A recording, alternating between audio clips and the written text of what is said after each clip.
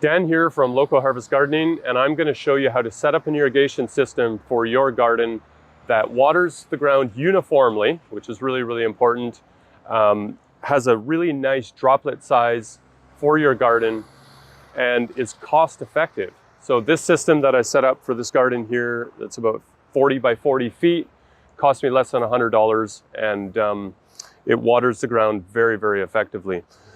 It's based on a mini sprinkler system. So what we have here is a little sprinkler that doesn't require a lot of water. Some of these maybe half a gallon per minute at the most. And so you can run quite a few sprinklers off just a simple household faucet. So what we're doing is at the source is we're connecting to a garden hose. There's a little adapter fitting for that. Again, very simple tools that you need for the system to easily hook these up. So we're going onto the garden hose, simply screwing them tight at that point. Then I'm coming in with a main line, a header line at the front of my garden, and I'm teeing off in 3 different spots. 2 to run the mini sprinklers and 1 to run a drip line for my potatoes behind me.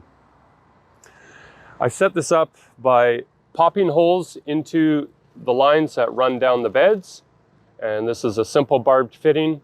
Just simply slip it in and we're good to go. Now these, at Southern Irrigation where I purchased this system, the lines come with a 1-foot stake. And I found that that was just not adequate to get enough height here. So I added a metal stake that I pounded in the ground. That allows me to get a little more height. So if you're growing things like corn or beans or any taller vegetable that you're growing in your garden, you need to get a little more height to get above those plants. To water, put them on a stake. And then it's important to remember that don't go live on your system until you've flushed it. So these mini sprinklers are quite sensitive to particles of sand. So either put a filtration system in your garden system, or make sure you flush before you actually go live so that you can avoid any particles from entering into the system.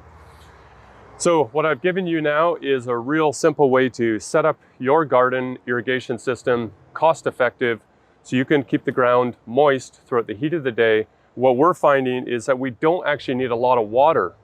The mulching system that we use with the wood chips and the coarser material really does conserve moisture, but what we're trying to do is we're trying to keep the ground moist throughout the heat of the day to encourage biological activities, get the soil food web as active as possible, and keeping the surface moist is an excellent way to do that.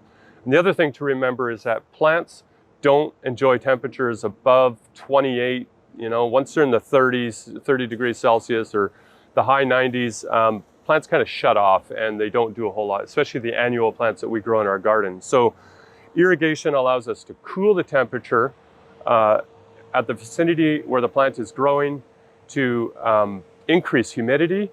And you're going to find that if you're watering 5 to 10 times per day throughout the heat of the day, in the summertime, you're going to lower temperature, your plants are going to sing, they're going to be really, really happy.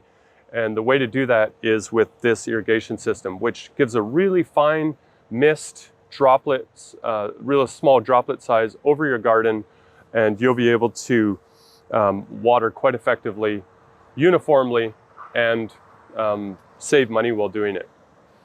So I'll just show you the drip system that we have here as well. I know if you're growing things like tomatoes, peppers, cucumbers, or even potatoes, you don't really want to get moisture on the leaf. And so using a simple drip line is one way that you can make sure that you can keep the leaves dry to prevent fungal problems which are often accompany these types of plants. Dan from Local Harvest Gardening. I hope I've taught you a lot about an irrigation system that you can use for your garden. If you want to learn more about our course or any other material related to gardening, head over to localharvestgardening.com.